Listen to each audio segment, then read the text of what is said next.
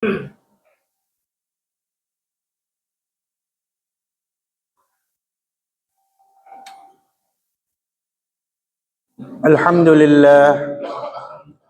Alhamdulillah alladhi amarana bi'tisam bihablillahil matin.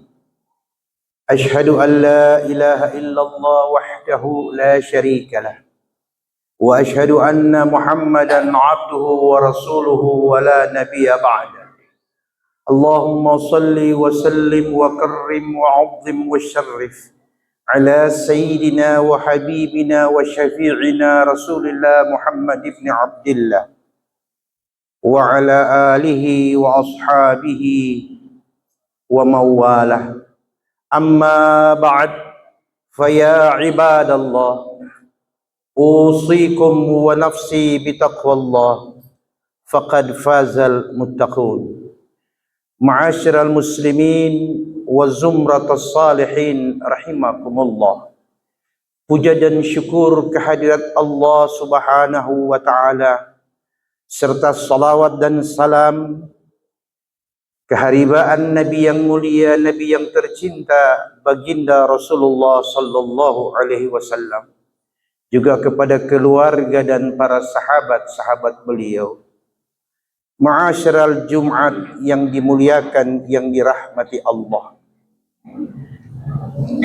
Al-Imam Syafi'i rahimahullah, dalam salah satu kitab yang ditulis oleh beliau, yaitu kitab Ad-Diwan.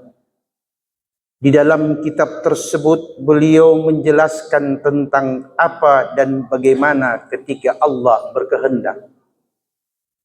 Ucapan itu tertulis dengan lafaz ma syi'ta kana wa in lam asya wa ma syi'tu in lam tasya lam yakun.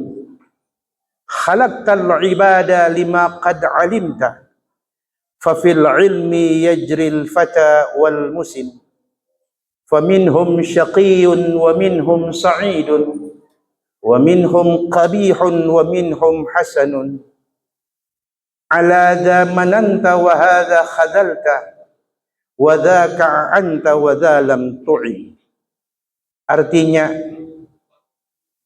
bila engkau menghendaki sesuatu terjadi, maka itu pasti terjadi, wahai Allah, sekalipun aku tidak mengharapkannya. Namun bila ada yang kuinginkan terjadi, tapi bila engkau tidak menghendakinya, pasti itu takkan terjadi. Beliau mengatakan pada baiat yang pertama bahwa kehendak Allah yang pastikan terjadi pada kehidupan yang berkaitan dengan manusia. Manusia boleh berkeinginan, tapi pada akhirnya ketetapan datangnya dari Allah. Namun tidak jarang kita manusia begitu yakin dan percaya dengan apa yang kita usahakan, dan tak segan-segan tak ingin melibatkan Allah dalam urusan usaha dan ikhtiar. Ini yang kadang-kadang kita sebut dengan meleset dari apa yang direncanakan. Ma'asyiral muslimin, jamaah Jumat yang dimuliakan dan yang dirahmati Allah. Pada baiat yang kedua beliau mengatakan,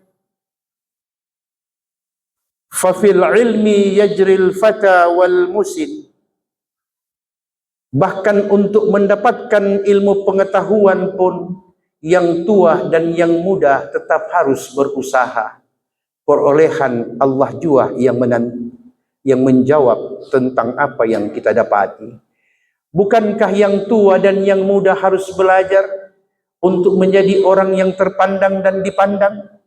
Tanpa ilmu pengetahuan dan kemampuan memahami ajaran-ajaran agamanya, maka dia pasti akan mempraktekkan ajaran agama dalam kekeliruan dan kesalahan. Maka ilmu harus dicari, majlis ta'lim harus dihidupkan, madrasah-madrasah harus hidup di tangan kaum muslimin, bukan madrasah dan pondok pesantren harus mati di tangan kaum muslimin. Bila madrasah, pondok pesantren, majlis ta'lim tak ada lagi, dari mana kita yang sudah terlanjur berumur mendapatkan informasi agama? kalau bukan melalui taklim dan informasi-informasi para mubalik dan para kiai dan ulama. Ma'asyiral muslimin rahimakumullah. Dalam ketentuan takdir itulah pada baiat yang ketiga beliau mengatakan, faminhum syaqiyun wa minhum sa'idun. Maka jangan kau heran bila di antara manusia ada yang bahagia dan ada yang sengsara hidupnya.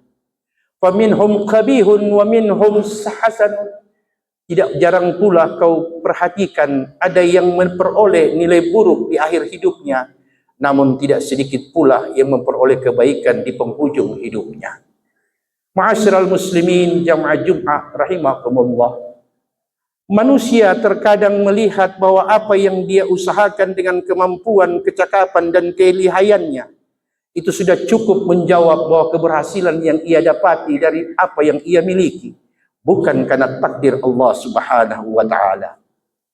Oleh sebab itu, di hari Jumat, di khutbah yang mulia ini, selaku khatib kita saling mengingatkan, kita boleh berusaha dan berupaya, tapi jadikan Allahus Samad, Allah sebagai tempat sandaran kita.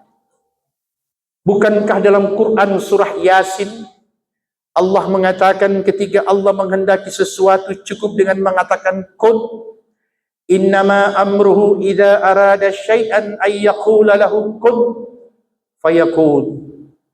Para mufassir ahli tafsir mengomentari ayat tadi. Redaksi Quran berbunyi fayakun, yang semestinya dalam kaidah bahasa Arab dia harus berbunyi kun fakana, bukan kun fayakun. Mengapa Allah menggunakan kata bentuk kerja yang akan datang, sedangkan kana bermakna sesuatu yang langsung terjadi dan tercipta? Namun kata fayakun menunjukkan keterciptaan itu berkaitan dengan sebab dan musabab. Ketika Allah berfirman innama amruhu idza arada syai'an, sesungguhnya bila Allah menghendaki sesuatu itu terjadi, cukup bagi Allah berkata kun, maka itu pastikan terjadi. Tapi Allah menjawabnya dengan kata fayakun, bahwa apa yang Allah kehendaki akan terjadi tergantung dari apa yang dipersiapkan untuk terjadinya sesuatu. Bukankah ketika Allah menghendaki kita lahir, kita tumbuh dan berkembang di rahim seorang ibu, cukup dengan berkata kun, namun itu membutuhkan proses di mana si bayi membutuhkan asupan suplai makanan melalui plasenta ibunya. Kemudian dia lahir menjadi manusia yang kita sebut itulah diri kita. Ma'asyiral muslimin jamaah Jum'ah yang dimuliakan, yang dirahmati Allah. Pada baiat yang lain beliau mengatakan alaika bittaqwallah in kunta ghafilan ya'tika bil arzaq min haitsu la tadri.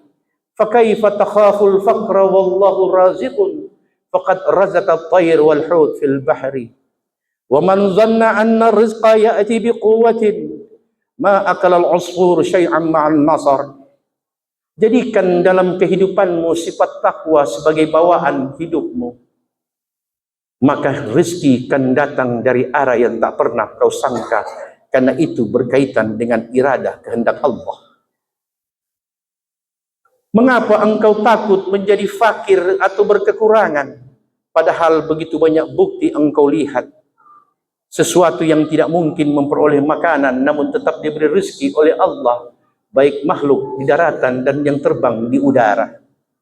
Dan barang siapa yang yakin dan percaya bahwa dengan kemampuan dan kelihayannya ia dapat memperoleh rezeki, maka kau perhatikan burung pipit tak mungkin dapatkan rezeki karena burung elang lebih tangkas dan lebih cepat. Barakallahu li wa lakum fil Qur'anil Karim. Wa nafa'ani wa iyyakum bima fihi min ayati wa dzikril hakim. Fataqabbala minni wa minkum tilawatahu innahu was-sami'ul 'alim. Aqulu qawli hadza fastaghfiruhu innahu huwal ghafurur rahim.